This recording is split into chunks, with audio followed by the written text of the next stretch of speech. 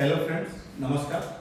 मैं रोहित सर आज फिर से आपके सामने आपके अपने पार्थ एजुकेशन ऑनलाइन परिवार में आप सबका स्वागत करता हूं। दोस्तों, इस समय आप सभी को पता है कि पूरे इंडिया में, जी हाँ, पूरे के पूरे इंडिया में और पूरे के पूरे विश्व में कोरोना महामारी बहुत ही त्रासदी मचा के रखी हुई है। और उसमें सबसे ज्यादा अगर समस्या ग्रसित है तो हमारे वे छात्र छात्राएं जो नेट का एग्जाम देने जा रहे हैं जून महीने में।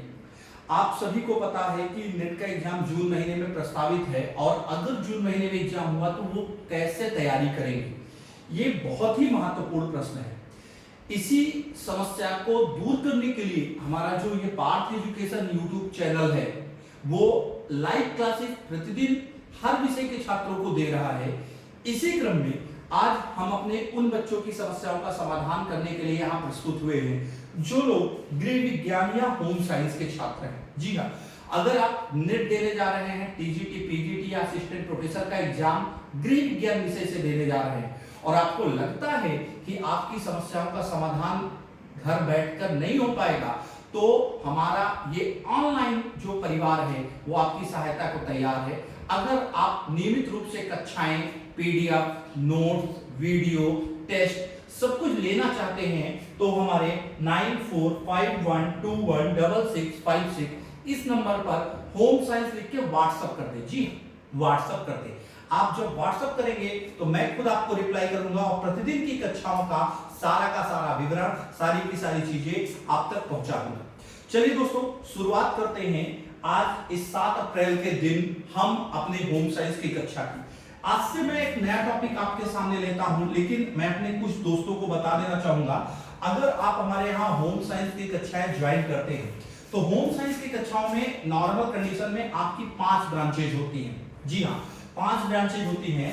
तो जो आपका होम मैनेजमेंट है, जी हाँ, जो आपका होम मैनेजमेंट है, जो आपका न्यूट्रिशन वाला पार्ट है और जो आपका टेक्सटाइल वाला पार्ट है, जी हाँ, टेक्सटाइल वाला पार्ट है, ये पार्ट आपका जो है, ये पार्ट आपका जो है टेक्सटाइल वाला जो पार्ट है, ये पार्ट आपका दोस्तों हमारे यहाँ जो टीचर हैं वो कवर कराएंगे आपको, ज्योति मैम। ठीक, टेक्सटाइल वाला जो पार्ट है, ये तीनों ही पार्ट आपका कवर कराएंगे कौन? ज्योति मैम। जी हाँ, हमारे यहाँ ज्योति मैम ये तीनों ही पार्ट आपको कवर कराते हैं। दूसरा पार्ट जो होता है दोस्तों, दूसरा पार्ट आपका फिजियोलॉजी का है। जी हाँ, फिजियोलॉजी का, जो आपका मानव शरीर विज्ञान है, मानव शरीर विज्ञान होता है। मानव शरीर विज्ञान वाला जो पार्ट है वो हमारे यहाँ कवर कराते हैं राजकुमार सर। जी हाँ, वो हमारे यहाँ कवर कराते हैं राजकुमार सर। और इसके अलावा जो आपका सीडी वाला पार्ट है, सीडी मतलब चाइल्ड डेवलपमेंट वाला पार्ट है। चाइल्ड डेवलपमेंट के बाद जो आपका एक्सटेंशन वाला पार्ट है, एक्सटेंशन का मतलब प्रसार शिक्षा होता है। और अगर आप नेट का एग्जाम देने जा रहे हैं, जी हाँ, होम साइंस से नेट का एग्जाम देने जा रहे हैं, तो आपने देखा होगा नेट के सिलेबस में रिसर्च का पार्ट है, रिसर्च के साथ साथ इवैल्यूएशन का पार्ट है। जी हाँ, रिसर्च के साथ साथ इवैल्यूएशन का पार्ट है। और अगर आप एलटी देने जा रहे हैं तो एलटी में भी, जी हाँ, एलटी के पेपर में भी देखिएगा रिसर्च के कम से कम 20 क्वेश्चन आए थे, 20 क्वेश्चन आए थे। और टीजीटी, पीजीटी में सीडी और एक्सटेंशन तो है सिलेबस में, लेकिन उसमें भी कभी-कभी ये पूछा जाता है। तो इस तरह ये वाला पार्ट आपका पूरा का पूरा मैं रोहित सर कवर करूंगा। जी हाँ, मैं कवर करूंगा। इस तरह से हमारे यहाँ 3 टीचर मिल करके पूरे के पूरे आपके पार्ट कवर करते हैं और पर डे आपको क्लास, पीडीएफ, नोट्स सारी चीजें प्रोवाइड की जाती है। चलिए दोस्तों, शुरुआत करते हैं। आज से मैं टॉपिक की अपनी शुरुआत कर रहा हूं। आज से जो टॉपिक मुझे आपको बताना है वो है आपका प्रसार शिक्षा। जी हाँ, ये टॉपिक है आपका क्या? प्रसार शिक्षा, एक्सटेंशन एजुकेशन है। प्रसार शिक्षा की जो प्रक्रिया होती है, सबसे पहले हम इसमें 2 शब्दावलियों की बात करते हैं। 2 शब्दावलियों में पहला जो शब्द है हमारे पास, जी हाँ, पहला जो शब्द है हमारे पास प्रसार। प्रसार का शाब्दिक अर्थ जो है, जब इसकी शाब्दिक व्याख्या करते हैं तो शाब्दिक अर्थ या इसकी शाब्दिक व्याख्या जो होती है दोस्तों, ये होती है आपकी क्या? फैलाव, फैलाव या बढ़ना। जी हाँ, शाब्दिक व्याख्या करते हैं फैलाव या बढ़ना होता है। दूसरा अर्थ दूसरा अर्थ जो होता है वो शिक्षा होता है।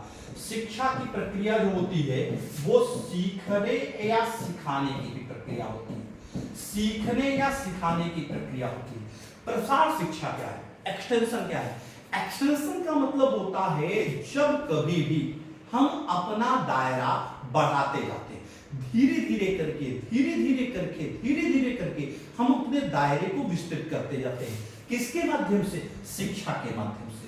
तो जब कभी भी कोई भी गृहिणी या कोई भी व्यक्ति अपने जो क्षेत्र या दायरे को विस्तार करते हैं शिक्षा के माध्यम से, वही शिक्षा प्रसार शिक्षा कहलाती है। प्रसार शिक्षा की जो प्रक्रिया होती है दोस्त, प्रसार शिक्षा की प्रक्रिया में सबसे पहले इसकी जो शुरुआत हुई थी वो कृषि से हुई। कृषि और व्यापार के क्षेत्रों में सबसे पहले इसका प्रारंभ हुआ कृषि से। कृषि के बाद इसका प्रारंभ, इसका विकास जो हुआ वो धीरे धीरे व्यापार के क्षेत्रों में होता गया।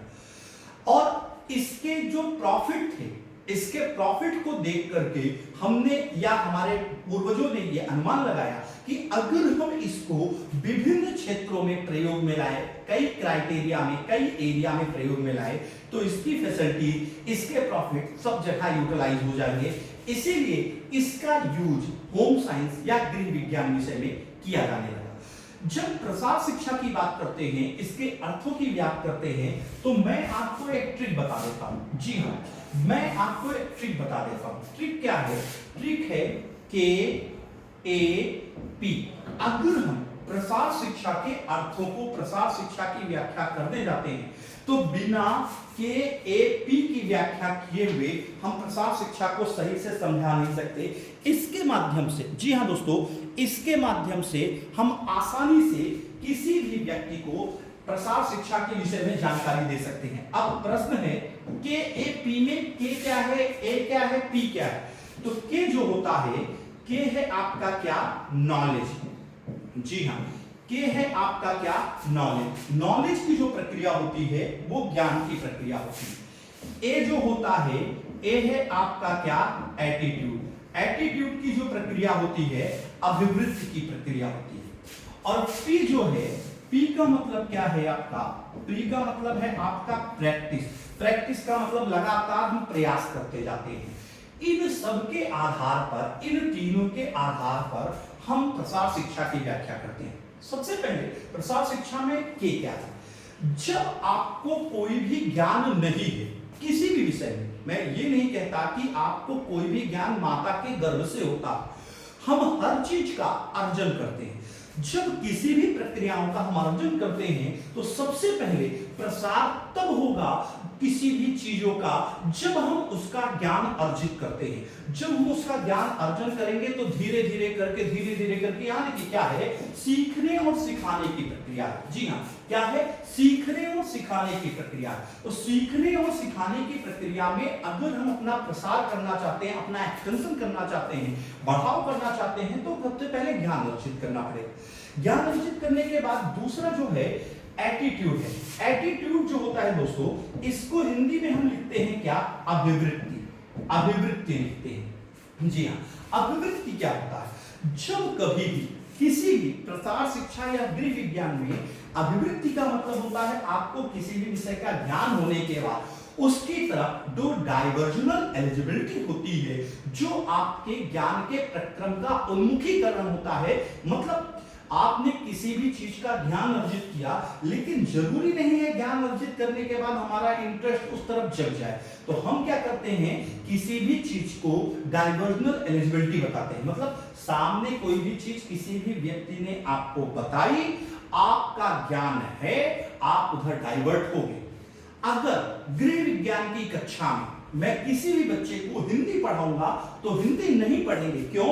क्योंकि हो सकता हो उन्हें हिंदी का ज्ञान हो, लेकिन उस समय डाइवर्जनल एलिजिबिलिटी मतलब एटीट्यूड जो होता है वो हिंदी का ना होकर गृह विज्ञान का होता है। इसलिए दूसरा है एटीट्यूड आपका। तीसरा जो प्रोसेस है वो प्रैक्टिस है। लगातार लगातार लगातार अगर आप अपना विस्तार तो करते जाएं, लेकिन अगर उसमें व्यवस्थित क्रमिक रूप से प्रयास ना किया जाए तो वह प्रक्रिया प्रसार शिक्षा के अंतर्गत कभी भी सम्मिलित नहीं होती। इसीलिए हम प्रसार शिक्षा को इन तीनों के आधार पर डिटरमाइन करते हैं, इन तीनों के आधार पर इसकी प्रक्रियाओं की शुरुआत करते हैं। सबसे पहले पूरे विश्व में, जी हां, सबसे पहले पूरे विश्व में जो प्रसार शिक्षा की शुरुआत हुई, जी हां, पूरे विश्व में जो प्रसार शिक्षा की शुरुआत हुई वो कैम्ब्रिज विश्वविद्यालय से, जी हां, कैम्ब्रिज विश्वविद्यालय से प्रसार शिक्षा की शुरुआत हुई। कैम्ब्रिज विश्वविद्यालय से प्रसार शिक्षा की शुरुआत हुई। इसके आधार पर विश्व में धीरे धीरे करके प्रसार शिक्षा का दायरा बढ़ता गया, शैक्षणिक प्रक्रिया बढ़ती गई। अगर आपने सही से देखा हो, पेपर दिया हो होम साइंस का, चाहे टीजीटी का, चाहे पीजीटी का या नेट का, तो आजकल प्रसार शिक्षा में जो सबसे ज्यादा क्वेश्चन पूछे जा रहे हैं, अगर आप ध्यान से देखें तो प्रसार शिक्षा में विभिन्न प्रकार की योजनाएं, जी हां, प्रसार शिक्षा में विभिन्न प्रकार की जो योजनाएं होती हैं या हमारी गवर्नमेंट द्वारा संचालित जो कार्यक्रम होते हैं उनको महत्वपूर्ण स्थान दिया जाता है। सबसे ज्यादा क्वेश्चन इन्हीं से पूछे जाते हैं। पूछे क्यों जाते हैं प्रश्न? तो आपको मैं बता दूं, जो प्रसार शिक्षा है दोस्तों, जी हां, जो प्रसार शिक्षा है, इस प्रसार शिक्षा का मुख्य केंद्र बिंदु जो है वो महिलाएं होती है। जी हां, मुख्य केंद्र बिंदु जो होती है वो महिलाएं होती है। महिलाओं के बाद जो ग्रामीण हैं वो होते हैं। और इसके अलावा एक और वर्ग जो प्रसार शिक्षा में सम्मिलित होता है वो वर्ग वंचित वर्ग होता है। वैसे वंचित वर्ग की जब हम व्याख्या करते हैं तो वंचित वर्ग एक बहुत ही विस्तृत वर्ग होता है। जी हाँ, वंचित वर्ग जो होता है वो बहुत ही विस्तृत वर्ग होता है। वंचित वर्ग में महिला और ग्रामीण दोनों को हम सम्मिलित कर सकते हैं। जी हाँ, माना यह जाता था कि प्राचीन काल से महिलाओं के अधिकारों का हनन हुआ। महिलाएं जो थी वो शोषण का ज्यादातर शिकार होती थी। उनके खुद के अपने अधिकार उन्हें प्राप्त नहीं होते थे, तो उनके अधिकारों से उन्हें वंचित रखा जाता था। इन सब दुर्व्यवस्थाओं को दूर करने के लिए जो प्रसार शिक्षा है उसको सम्मिलित किया गया, किसमें? गृह विज्ञान में। इसीलिए आजकल भारत में ढेर सारी योजनाएं हमारी भारत सरकार या हमारी राज्य सरकारें लागू कर रही हैं, जिसके आधार पर हम गृह विज्ञान में प्रश्नों को तैयार करते हैं। गृह विज्ञान में जब हम प्रश्नों को तैयार करते हैं तो योजनाओं की प्रक्रियाओं का, जी हाँ, योजनाओं के प्रक्रमों का सबसे मुख्य रूप से ध्यान रखा जाता है दोस्तों। और इसीलिए सबसे ज्यादा जो प्रश्न पूछे जाते हैं, जी हाँ, सबसे ज्यादा जो के प्रश्न पूछे जाते हैं वो इसमें योजनाओं के ही प्रश्न पूछे जाते हैं। अब योजनाओं में कई योजनाएं बहुत फेमस है जो यहाँ पर आपके प्रश्नों में बार बार रिपीट हो रही हैं। जैसे कुछ योजनाओं का अगर मैं नाम लिखूं तो एक योजना है आपकी स्त्री निकेतन योजना। जी हाँ, एक योजना है आपकी कौन सी? स्त्री निकेतन योजना। अब देखिए एक चीज और यहां मैं आपको सबको बताना चाहूंगा, योजनाएं प्रारंभ पहले होती है, लेकिन कभी कभी ऐसा होता है भारत सरकार द्वारा या किसी भी सरकार द्वारा उसे एडॉप्ट बाद में किया जाता है। तो इसलिए इसमें अगर सन या मैचिंग करने का प्रश्न पूछा जाता है तो कभी कभी कुछ किताबों में 2-2 ईयर लिखे मिलते हैं। हमारे बहुत सारे छात्र छात्राएं इससे परेशान हो जाते हैं कि इसमें 2-2 डेट कैसे मिलती है। उसका मैं तरीका आपको बता देता हूं, वो होता कैसे। हम एक दूसरा एग्जाम्पल लेते हैं, हम एक सरल सा एग्जाम्पल लेते हैं। आप पहले नेट का एग्जाम यूजीसी कराती है। यूजीसी भारत में उच्च शैक्षणिक संस्था में सबसे बड़ी संस्था है। अब देखिए यूजीसी पहले जो थी, यूजीसी एक स्वायत्त शासी संस्था हुआ करती थी, मतलब खुद से ऑटोनॉमस बॉडी हुआ करती थी। तो इसकी इस्टेब्लिशमेंट ईयर जो है 1953 है, मतलब इसका नाम, इसकी जो शुरुआत हुई वो 1953 से हुई। लेकिन यूजीसी को भारतीय संसद के अधिनियमों द्वारा, मतलब according to condition of rule, according to condition of government and हमारी जो पार्लियामेंट है उसके अकॉर्डिंग अगर हम बात करें तो इस यूजीसी का एस्टेब्लिशमेंट ईयर जो है वो 1956 है। 1956 है। तो इसमें अब दो दो ईयर आपके मिल गए। उसी तरीके से जो यहां पर होम साइंस में ढेर सारी योजनाएं हैं, उन योजनाओं में भी दो दो ईयर मिलते हैं। जैसे हमने श्री निकेतन योजना की चर्चा की, अगर आपने श्री निकेतन योजना की चर्चा की तो इसकी शुरुआती जो दौर था वो 1908 था।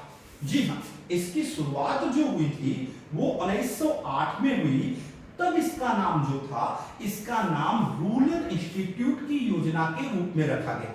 लेकिन बाद में रविंद्रनाथ टैगोर के प्रयासों से, बाद में रविंद्रनाथ टैगोर के और आगे क्रियान्वयन के आधार पर, कार्य करने के आधार पर इस योजना का नाम बदला गया। ये योजना के प्रोफार्मा बदले गए और तब जाके इस योजना का जो ईयर मिलता है दोस्तों, किताबों में 1921 मिलता है। जी हाँ, अब बहुत सारे लोग प्रश्न पूछेंगे कि दोनों में से कौन सा सही होगा। तो मैं आपको बता दूं, जो हमारे यहाँ इस्टेब्लिशमेंट ईयर होता है, मतलब बाद में एडॉप्शन की कंडीशन होती है, तो 1921 इसका करेक्ट आंसर होगा। लेकिन इन केस मैं आपको जब भी अपनी कक्षाओं में बताऊंगा 1921 और 1908 दोनों बताऊंगा। इन केस अगर किसी भी प्रश्न में 1921 आंसर में नहीं होता तो उस एरिया में, उस कंडीशन में आप लगा के आएंगे क्या, 1908 की कंडीशन लगा के आएंगे। ये श्री निकेतन योजना होगी। इसी तरीके से हम दूसरी योजनाओं की जब चर्चा करते हैं तो एक योजना है गुड़गांव प्रोजेक्ट। देखिए, अभी मैं केवल आज के अपने इस वीडियो में आपको चीजें बता रहा हूं कि क्वेश्चंस आते कैसे। गुड़गांव प्रोजेक्ट की जो शुरुआत हुई दोस्तों, गुड़गांव प्रोजेक्ट की शुरुआत हुई 1920 में। इसी तरीके से भारत में और विश्व में ढेर सारी योजना है। एक योजना है मारथंडम। जी हाँ, एक योजना है आपकी कौन सी, मारथंडम। एक योजना है आपका इटावा पायलट प्रोजेक्ट।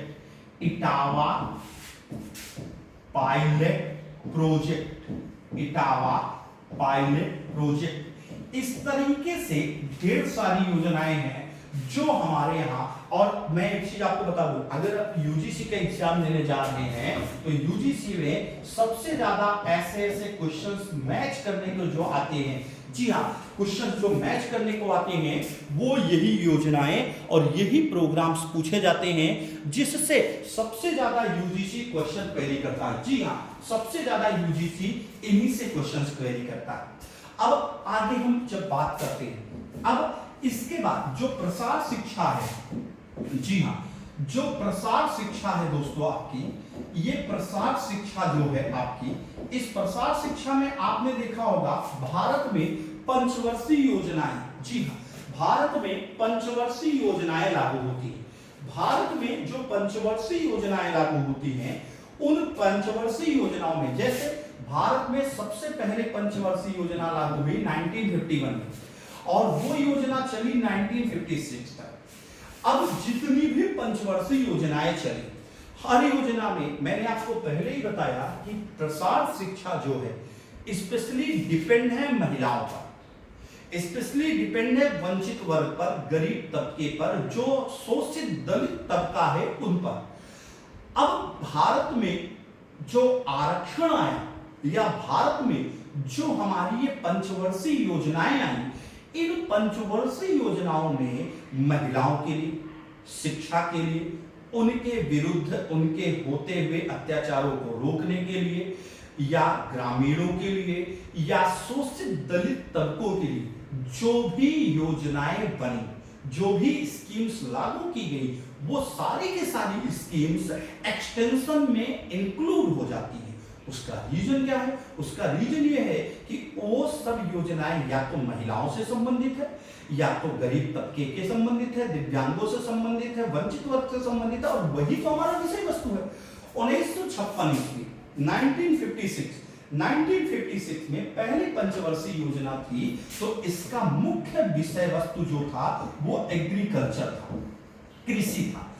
अब जब आपको टीजीटी, पीजीटी या यूजीसी या DSSB, जी हाँ DSSB या राजस्थान में अगर आप होम साइंस का एग्जाम देने जा रहे हैं तो ये प्रश्न आपके बहुत महत्वपूर्ण है। 1951 से लेकर 1956 तक एग्रीकल्चर मुख्य रूप से प्रसार शिक्षा की विषय वस्तुओं में सम्मिलित था। उसके बाद 1956 से लेकर 1961 तक, जी हाँ 1956 से लेकर 1961 तक जो हमारे यहाँ दूसरी पंचवर्षीय योजना थी वो मुख्य रूप से व्यावसायीकरण को लेकर थी।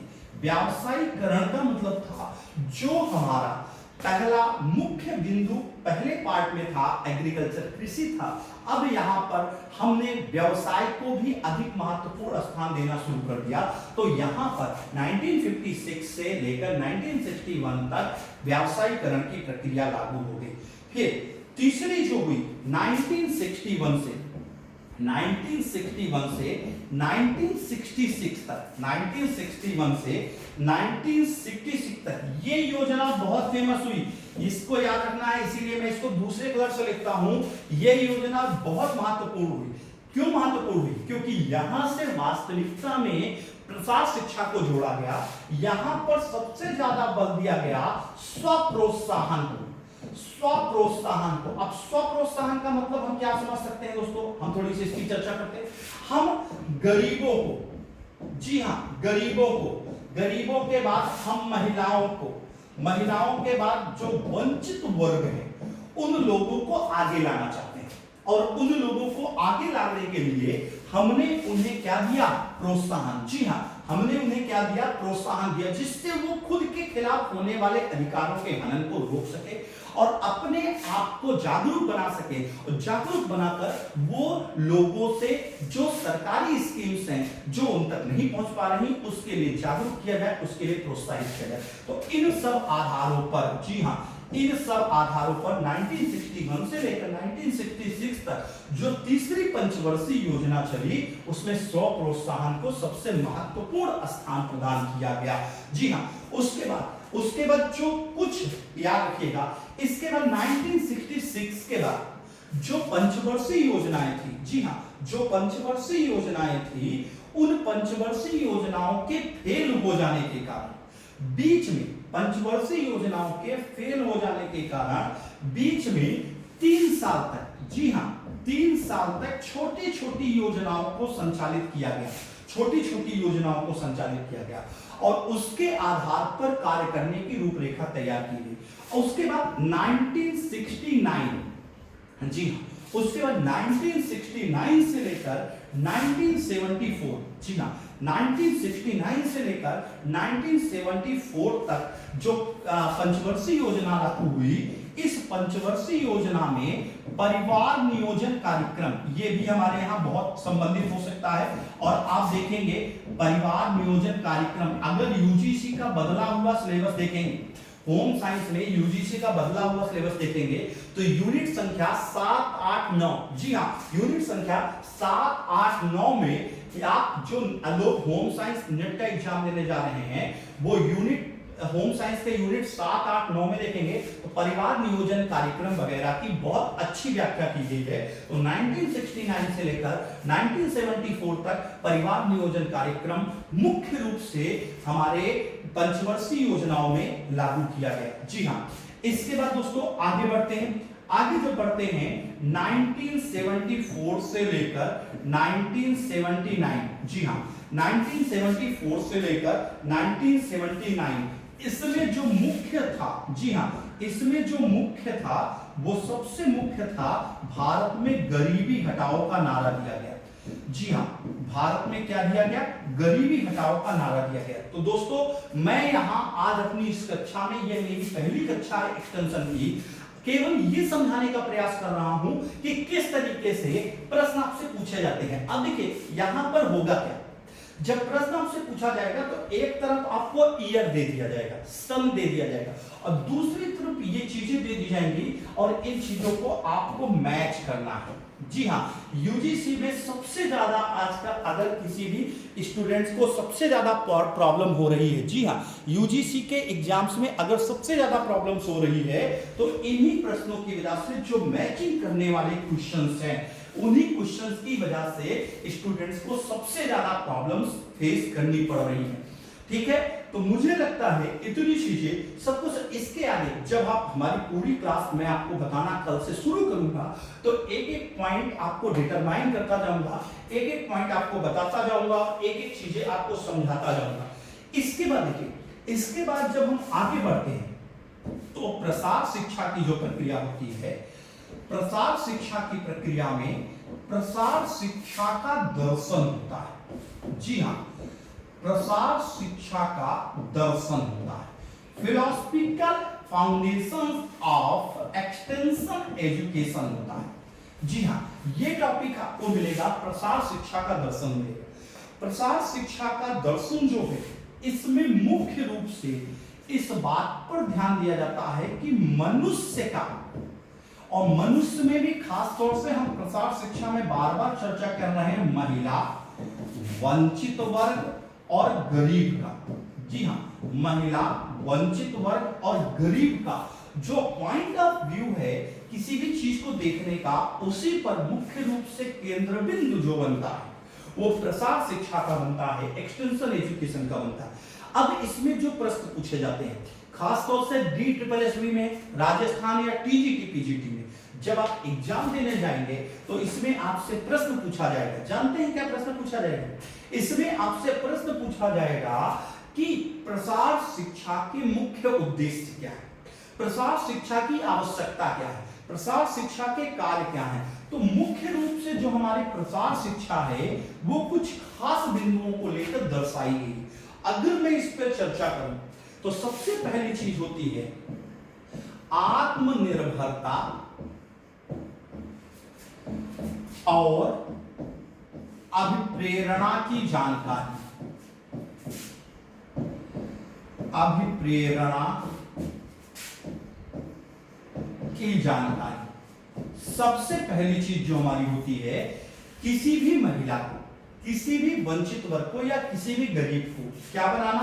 आत्मनिर्भर बनाना। जी हाँ, वो खुद से अपनी रोजी रोटी कमा सके, खुद अपने पैरों पर स्टैंड हो सके, खुद से काम कर सके, खुद से मूल्यांकन कर सके, खुद से अपने जीवन का।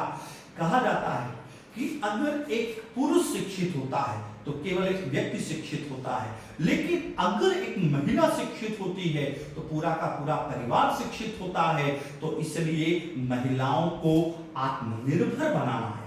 इसीलिए आत्मनिर्भरता के लिए उन्हें क्या करना है? मोटिवेट करना। और इन सब चीजों के लिए ही हमें जरूरत पड़ती है किसकी? इन सब चीजों के लिए ही दोस्तों हमें जरूरत पड़ती है प्रसार शिक्षा की, एक्सटेंशन एजुकेशन की। ठीक। दूसरा, मनुष्य द्वारा ज्ञान का प्रसार। मनुष्य द्वारा ज्ञान का प्रसार। मनुष्य द्वारा ज्ञान का प्रसार क्या है? देखिए, अभी मैंने आपको बताया प्रसार का मतलब क्या था, सामान्य भाषा या शाब्दिक भाषा में फैलाव था। कहा जाता है विद्या देने से बढ़ती है।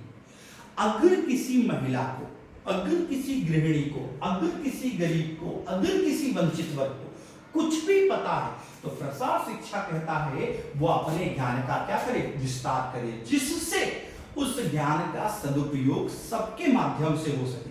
लेकिन इस समय आप देख रहे होंगे कि हमारे यहां ऐसा नहीं होता। ऐसा न होने के कारण ही बहुत सारे व्यक्ति, बहुत सारे महिलाएं, बहुत सारे गरीब तबका एक कुछ आधारों पर सीमित हो जाता है, और दूसरे लोग मतलब जो बढ़ता है वो बढ़ता ही चला जा रहा है, और जो घटता है वो घटता ही चला जा रहा है। क्यों? क्योंकि उनके बीच की दूरियां कम होने की बजाय बढ़ती जा रही है। गरीब और गरीब होता जा रहा है, अमीर और अमीर होता जा रहा है, क्योंकि ज्ञान का प्रसार नहीं होगा। अगर गरीब को भी ज्ञान मिल जाए तो क्यों नहीं वो गरीब एक दिन अमीर बन सकता है। तो मनुष्य द्वारा ज्ञान का क्या किया जाना चाहिए? प्रसार किया जाना चाहिए, इसका विस्तार किया जाना चाहिए। दूसरा पॉइंट है। तीसरा पॉइंट क्या है? लोकतंत्र तथा मानवीय भावना का विकास। लोकतंत्र तथा मानवीय भावना का विकास। लोकतंत्र क्या? लोकतंत्र का मतलब होता है डेमोक्रेटिक, और मानवीय भावना का मतलब होता है ह्यूमनलाइजेशन। जी हाँ, मानवीय भावना का मतलब होता है, मानवीकरण का मतलब होता है जहां हम मनुष्य को मनुष्य समझे। जी हाँ, जहां हम मनुष्य को मनुष्य समझे। और लोकतंत्र का मतलब क्या होता है? हर व्यक्ति को बराबर बराबर। जी हाँ, लोकतंत्र का मतलब होता है हर व्यक्ति को बराबर बराबर अधिकार दे। तो जब हम हर व्यक्ति को बराबर बराबर अधिकार देंगे, उनके अधिकारों से उन्हें वंचित नहीं रखेंगे, तो निश्चित तौर से गरीबी खत्म हो जाएगी, महिलाओं पर जो उनके दबित शोषित व्यवस्था है वो खत्म हो जाएगी, जो वंचित वर्ग है वो खत्म हो जाएगा, और समाज में सबको मानवीय भावना और लोकतंत्र में बराबर बराबर अधिकार प्राप्त हो जाएगा। इन सबकी प्रक्रियाओं को, जी हाँ दोस्तों, इन सबकी प्रक्रियाओं को ही हम लागू करते हैं कहां पर? तो इन सबकी प्रक्रियाओं को ही हम लागू करते हैं अपने प्रसार शिक्षा में। जी हाँ, अपने प्रसार शिक्षा में हम इन्हें लागू करते हैं। इसके बाद अगर हम प्रसार शिक्षा को और आगे बढ़ाते हैं तो कुछ कार्यक्रम, कुछ योजनाएं जो सबसे ज्यादा लागू होती हैं प्रसार शिक्षा की प्रक्रिया में, हम उनकी चर्चा करते हैं। तो उनमें AATCC ऐसे कोडवर्ड में आपको दिया रहता है, उसको आपको मापना, उसको आपको मैचिंग करना होता है। ये योजना है AATCC, American association of textile, American association of textile chemists and clusters, ये आपकी योजना होती है। इसके बाद आगे है PSA, PSA, इसके बाद आगे है NCPCR, NCPCR ये योजना है। NHRC, ठीक, NHRC, RCI, rehabilitation council of India. दोस्तों इस तरह करके कई संस्थाएं, जैसे आपको पता है विश्व में सबसे बड़ी संस्था जो काम करती है वो यूनिसेफ काम कर सकती है, और शिक्षा के क्षेत्र में जो सबसे बड़ी संस्था काम करती है वो यूनेस्को काम करती है। ये दोनों भी हमारे प्रसार शिक्षा में सबसे महत्वपूर्ण भूमिकाओं के रूप में संचालित होते हैं, अपना योगदान देते हैं। ठीक है दोस्तों, आज हम फिर आपको बताते हैं कि कोरोना वायरस की वजह से सब लोग घरों में बैठे हैं, घर में ही रहिए, घर में ही बैठ के पढ़ाई करिए। अगर आप चाहते हैं कि आपकी घर में पढ़ाई हो जाए, अगर आप गृह विज्ञान की कक्षाएं लेना चाहते हैं, होम साइंस की कक्षाएं लेना चाहते हैं, तो गृह विज्ञान या होम साइंस की कक्षाएं लेने के लिए आप 9451216656 इस नंबर पर व्हाट्सएप करके हमसे, जी हाँ, इस नंबर पर व्हाट्सएप करके पीडीएफ, नोट्स, टेस्ट और कक्षाएं सभी चीजें ले सकते हैं। 3 टीचर मिलकर पढ़ाते हैं। आप घर में बैठकर भी अपनी कक्षाओं का आनंद ले सकते हैं। अगर आपको सीटीटी पढ़ना है, यूजीसी फर्स्ट पेपर पढ़ना है, होम साइंस पढ़ना है, या कोई भी चीज पढ़नी है, तो घर बैठे भी लाइव क्लास आपको पर डे प्रोवाइड होगी। जो हमारे छात्र स्टूडेंट हमारे साथ जुड़ गए हैं उनको प्रतिदिन PDF, notes, live class, test सारी चीजें प्रोवाइड की जा रही है। उम्मीद करता हूं आज का ये वीडियो आपको अच्छा लगा होगा। आप इसको लाइक करेंगे, शेयर करेंगे और सारे दोस्तों को बताएंगे कि घर बैठे भी पार्थ एजुकेशन के साथ जुड़कर हम अपनी पढ़ाई जारी रख सकते हैं। आज के लिए इतना ही। घर पे रहिए, स्वस्थ रहिए, अपना बचाव करिए, और कोरोना से आप बच गए तो मैं भी बच जाऊंगा। धन्यवाद दोस्तों।